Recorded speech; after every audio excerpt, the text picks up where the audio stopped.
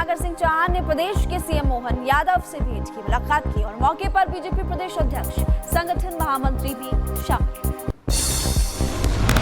उत्तर प्रदेश के देवरिया में पुलिस और बदमाशों के बीच मुठभेड़ हुई। पुलिस के जवाबी कार्रवाई में रफ्तार गैंग के सरगना के पैर में गोली लगी है। लूट और हत्या जैसे 11 मामले दर्ज किए गए हैं। कानपुर में यूपी एटीएस को मिली बड़ी सफलता, बड़ी कामयाबी मिली है। सुरक्षा में सेंध लगाने वाले गैंग के सदस्यों को गिरफ्तार किया। आरोपी के पास से एक SIM box, 64 pre activated SIM और 5 मोबाइल, 1 लैपटॉप बरामद। उत्तर प्रदेश के कानपुर में मंदिर के पास मुहर्रम के जुलूस में सर तन से जुदा के नारे लगाने वाला वीडियो वायरल हुआ। एक नामजद समेत 40 अज्ञात लोगों पर एफआईआर दर्ज हुई है। आरोपियों की तलाश में पुलिस जुटी हुई है। बलिया में रोहित पांडे हत्याकांड मामले में पुलिस का एक्शन देखने को मिला। मुख्य आरोपी रोहित यादव के घर पर चला बुलडोजर। पुलिस ने 2 आरोपियों अंकित यादव और ओम प्रकाश यादव को गिरफ्तार किया। रोहित पांडे हत्याकांड मामले में 6 नामजद आरोपियों पर 25,000 का इनाम घोषित किया गया है। गैंगस्टर और एनएसए के तहत की जा रही है कार्रवाई। आज और कल भारी बारिश की वजह से चेतावनी जारी। गुजरात, कोंकण, गोवा और मध्य प्रदेश, महाराष्ट्र की बात करें, वहां पर भी बारिश को लेकर अलर्ट जारी किया गया। आईएमडी की तरफ से चेतावनी जारी की गई। दिल्ली में आज और कल भारी बारिश की चेतावनी है। मौसम विभाग ने भारी बारिश का येलो अलर्ट जारी किया है। उधर कर्नाटक के उत्तर कन्नड़ में लैंडस्लाइड से तबाही का मंजर देखने को मिला। भारतीय सेना बचाव अभियान में जुटी है। पिछले 2 हफ्तों से लगातार बारिश की वजह से कई जगहों पर लैंडस्लाइड की खबरें। गुजरात की सूरत में भारी बारिश ने तबाही मचाई है। सड़कों और घरों में पानी घुस गया है। जनजीवन पूरी तरीके से अस्त व्यस्त है। चीन के ईरान में भारी बारिश का कहर पानी में डूबा नजर आया। मेट्रो स्टेशन और मेट्रो स्टेशन के अंदर की तस्वीरें भी सामने आई। चीन में भारी बारिश ने कहर बरपाया है। सड़कों पर ताश के पत्तों की तरह बिखरा लोगों का सामान, पानी में डूबी नजर आई गाड़ियां। इथियोपिया में भारी बारिश के बाद बिगड़े हालात और भूस्खलन के बाद जिंदा बचे बच्चों को लेकर के लगातार तलाश जारी है। वो लापता बताया। उधर न्यू हैम्पशायर तट के पास नाव से टकराई रेल, पानी में पलटी नाव, शिप में सवार दोनों लोगों को सुरक्षित निकाला। फिलिस्तीनी नागरिकों के खिलाफ हमले कर रहा इजरायली कट्टरपंथी, शहरों और घरों पर निशाना बनाया जा रहा है। वाहनों में भी आग लगाई जा रही है। हिजबुल्लाह संगठन और इजरायली सेना के बीच युद्ध तेज हो गई है। गोलीबारी के बाद लेबनान में नजर आया धुआं। दोनों तरफ से ताबड़तोड़ हमले जारी है।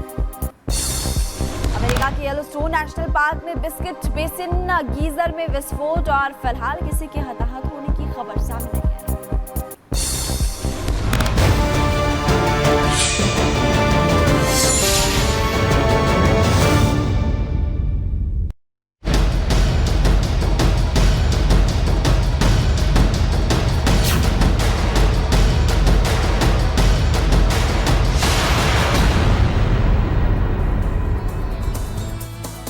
चलिए खबरों में आगे बढ़ते हैं और अब बात कर लेते हैं अमेरिका में होने वाले राष्ट्रपति चुनाव की। देखिए, नवंबर में राष्ट्रपति चुनाव होना है और इस चुनाव को लेकर ये कहा जा रहा है कि अब चुनाव जो है काफी दिलचस्प होता जा रहा है, क्योंकि पहले ट्रंप पर हमला हुआ और इसके बाद जो बाइडेन इस चुनाव से बाहर हो गए हैं। कमला हैरिस को उन्होंने आगे किया है और किस तरीके से अब टेंशन ट्रंप की बढ़ी है। महिमा, बिल्कुल टेंशन काफी ज्यादा ट्रंप की बढ़ती हुई नजर आ रही है, क्योंकि इससे पहले प्रेसिडेंशियल डिबेट हुई थी जिसमें कि हमने देखा था ट्रंप हावी नजर आए थे जो बाइडेन के सामने। उसके बाद हमला हुआ, हमने देखा, वो तस्वीरें भी सामने आई। इसको लेकर जांच पड़ताल लगातार हो रही है, लेकिन अब बाइडेन ने अपना नाम पीछे ले लिया है। कमला हैरिस आगे। कैसे टेंशन बढ़ रही है डोनाल्ड ट्रंप की, आपको इस रिपोर्ट के जरिए बताते हैं।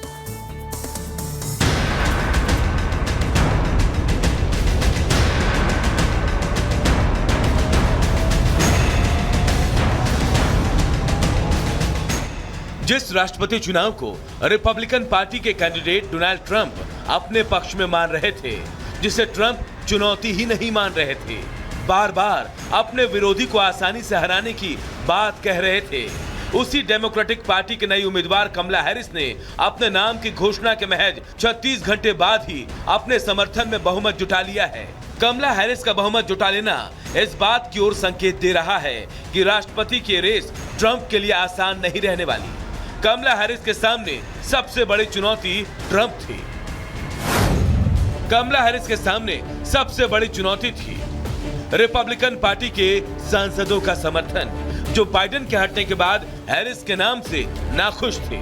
लेकिन अब पार्टी के सांसदों ने हैरिस के नाम का समर्थन कर दिया है। खुद कमला हैरिस ने समर्थन मिलने के बाद सोशल मीडिया प्लेटफॉर्म एक्स पर एक लेटर पोस्ट किया, जिसमें उन्होंने अपने फ्यूचर प्लान के साथ ही डोनाल्ड ट्रंप को हराने की बात कही है। कमला हैरिस का लेटर, ट्रंप को हराने की बाद समर्थन मिलने पर गर्व किया। Who believe that every person in our nation who should have the freedom to live safe from the terror of gun violence will finally pass red flag laws, universal background checks, and an assault weapons ban. Who believe in reproductive freedom will stop Donald Trump's extreme abortion bans because we trust women to make decisions about their own body and not have their government tell them what to do. Kamala Harris को समर्थन करने वालों में Hillary Clinton, Barack Obama, Charles Schumer, Hakeem Jeffries समेत Democratic Party के सांसदों ने नाम पर सहमति दी है। 21 जुलाई को जो बाइडेन ने खुद को राष्ट्रपति की रेस से अलग कर लिया था और कमला हैरिस का नाम आगे बढ़ाया था। एक तरफ उन्हें पार्टी सांसदों का समर्थन मिल चुका है, तो दूसरी तरफ सर्वे में भी हैरिस जीत की ओर बढ़ती नजर आ रही हैं। 15 और 16 जुलाई को हुए सर्वे में दोनों नेता 44% अंकों के साथ बराबरी पर थे। इसके पहले 1 और 2 जुलाई को ट्रंप 1% वोट से आगे थे, लेकिन अब एक और सर्वे में कमला हैरिस जीतती दिख रही हैं। सर्वे के मुताबिक 44% लोग कमला हैरिस तो 42% लोग डोनाल्ड ट्रंप के समर्थन में हैं। मतलब साफ है कि जिस तेजी से कमला हैरिस को डेमोक्रेटिक पार्टी में समर्थन मिल रहा है, उसके बाद डोनाल्ड ट्रंप का उन्हें कमजोर समझना बड़ी गलती होगी। इस रेस को जीतने के साथ ही कमला हैरिस एक इतिहास भी बना सकती है, जब कोई महिला पहली बार सुपर पावर अमेरिका की राष्ट्रपति होंगी। Bureau report, Republic Bharat. और अगली खबर, डोनाल्ड ट्रंप पर जो कातिलाना हमला हुआ था उससे जुड़ी हुई आपको बताते हैं, क्योंकि लगातार हम देख रहे हैं कि इस पूरे मामले को लेकर जांच जारी है, लेकिन सीक्रेट सर्विस की जो चीफ है अब उन्होंने इस्तीफा दे दिया, जिसको लेकर के लगातार सवाल खड़े हो रहे हैं। बिल्कुल, देखिए, इस्तीफा तो चीटल की तरफ से दे दिया गया है, लेकिन क्या इस्तीफा देने के बाद वो अपने ऊपर लगे आरोपों से बच पाएंगे, ये बड़ा सवाल बना हुआ है। रिपोर्ट क्या कहती है आपको दिखाते हैं।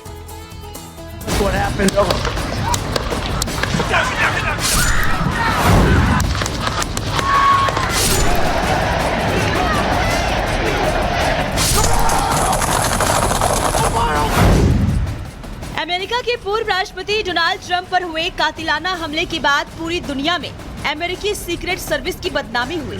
सभी हैरान रह गए कि आखिर इतनी टाइट सिक्योरिटी के बीच कैसे हमलावर पूर्व राष्ट्रपति डोनाल्ड ट्रंप की रैली में घुसा और उन पर घातक हथियार से गोली चलाने में कामयाब हुआ। इस हमले ने एक तरफ अमेरिकी सीक्रेट सर्विस की पोल खोलकर रख दी और अब उसी घटना की जिम्मेदारी लेते हुए अमेरिकी सीक्रेट सर्विस की डायरेक्टर किम्बर्ली चीटल ने इस्तीफा दे दिया है। अमेरिकी खुफिया एजेंसी के चीफ किम्बर्ली चीटल ने ये माना है कि वो और उनकी एजेंसी पूर्व अमेरिकी राष्ट्रपति डोनाल्ड ट्रंप पर होने वाले कातिलाना हमले को रोक नहीं पाए, जिसकी जिम्मेदारी लेते हुए वो अपने पद से इस्तीफा दे रही है। लेकिन आपको बता दें कि वो इस्तीफे के बाद भी इस मामले से बेदाग नहीं निकल पाएंगी। इसे लेकर आशंका तेज है, क्योंकि 13 जुलाई को ट्रंप पर पेंसिल्वेनिया की जिस रैली में जानलेवा हमला हुआ, उसके बाद चीटल की संसद की कमेटी के सामने पेशी हुई थी, लेकिन उन्होंने कमेटी को कोई ऐसी जानकारी देने से इनकार कर दिया था जिसका सीधा संबंध ट्रंप की सुरक्षा से जुड़ा था, जिसे लेकर उनके ऊपर कानूनी कार्रवाई की तलवार लटकी है। मसलन कमेटी ने उनसे पूछा था, ट्रंप की रैली में सिक्योरिटी कहां थी? हमलावर ने जहां से गोली चलाई वहां सुरक्षा की जिम्मेदारी किसकी थी? जिस वेयर हाउस की छत से गोली चली